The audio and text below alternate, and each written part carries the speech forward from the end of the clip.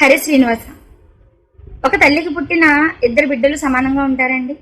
ఒక బిడ్డ తెలివిగలవాడు అవుతాడు, ఇంకొక బిడ్డ మందమరపు అవ్వచ్చు. ఒక బిడ్డ మంచివాడు అవ్వచ్చు, ఇంకొక బిడ్డ చెడ్డవాడైనా కూడా ఆశ్చర్యపోవక్కర్లేదు. ఎందుకంటే తల్లి బిడ్డలనైతే కనగలదు కానీ వాళ్ళ యొక్క బుద్ధుల్ని కనలేదు. అదేవిధంగా లక్ష్మీదేవి వాళ్ళ అక్క రమాదేవి గారు లక్ష్మీదేవి అంటున్నారు ఎవరండి అని అంటూ, లక్ష్మీదేవి అంటే మనం పూజించే లక్ష్మీదేవి అనమాట. లక్ష్మీదేవి ఎక్కడ ఉంటుందండి? ఏ ఇంట్లో అయితే మనం నిత్యం దైవారాధన చేస్తూ ఉంటాము, ఏ ఇల్లు అయితే పరిశుభ్రంగా ఉంటుందో, ఏ ఇంట్లో అయితే మంచి మాత్రమే ఉంటుంది, చెడు లేకుండా ఉంటుందో, ఏ ఇల్లు అయితే బూజులతో కాకుండా శుభ్రంగా నీట్గా ఉంటుందో, ఏ ఇంట్లో అయితే నిత్యం దీపం ధూపం నైవేద్యం ఉంటాయో, అన్నీ ఉన్న ఆ ఇంట్లోనే లక్ష్మీదేవి ఉంటుంది. మరి ఆ లక్ష్మీదేవి ఇంట్లో ఉంటుందో తెలుసా మీకు? తెలిసే ఉంటుంది, బట్ తెలియని వాళ్ళ కోసం.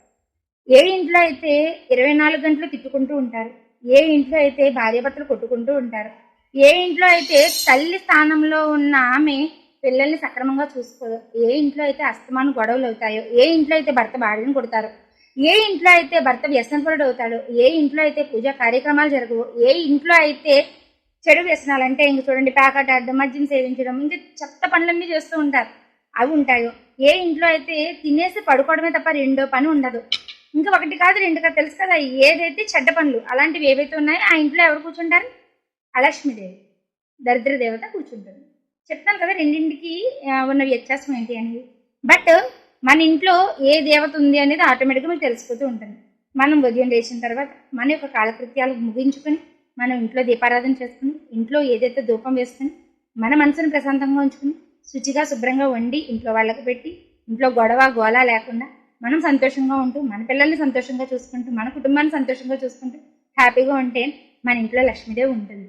అది కాకుండా ఏదైతే ఆపోజిట్ చెప్పాను కదా, అవన్నీ చేస్తుంటే ఆ ఇంట్లో లక్ష్మీదేవి ఉండనే ఉండదండి.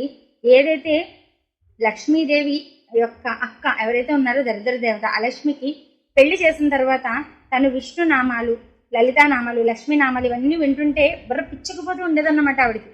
ఏం చేయాలి, నేను ఎక్కడికి వెళ్ళాలి, ఇవన్నీ వినలేకపోతున్నాను అంటే సాక్షాత్తు విష్ణు స్వరూపుడైన విష్ణుమూర్తి వచ్చి నువ్వు ఇక్కడ కాదు, ఏ ఇంట్లో అయితే 24 గంటలు కూడా దైవ నామస్మరణ లేకుండా ఏదైతే జలసాగా ఉంటారో, ఏదైతే దైవ దీపారాధన లేకుండా ఉంటారో ఆ ఇంట్లో మాత్రమే నువ్వు ఉండు, ఆ ఇంట్లో మాత్రమే నీకు శ్రీనివాసం అని చెప్పేసని విష్ణుమూర్తి ఏదైతే ఆ లక్ష్మీదేవిని పంపించేస్తారు. బట్ మీరు అర్థం చేసుకుంటారని వీడియో చెప్పాను. ఇంట్లో లక్ష్మీదేవిని ఉంచుకోండి, ఆ లక్ష్మిని బయటకు పంపించేయండి. అదంతా కూడా మీ చేతుల్లోనే ఉంది. ఎవరు ఏ విధంగా నడుచుకుంటారనేది మీ ఇష్టం అనమాట. కామాక్షి జ్యోతిష్యాలయం, ప్రేమ, పెళ్లి, ఉద్యోగం, వ్యాపారం, ఇలా మీ జీవితంలో ఎటువంటి సమస్యకైనా పరిష్కారం చెప్పబడిన గురువుగారి కాంటాక్ట్ నెంబర్ స్క్రీన్ పైన అయితే ఇవ్వబడింది. తప్పకుండా కాంటాక్ట్ అవ్వండి.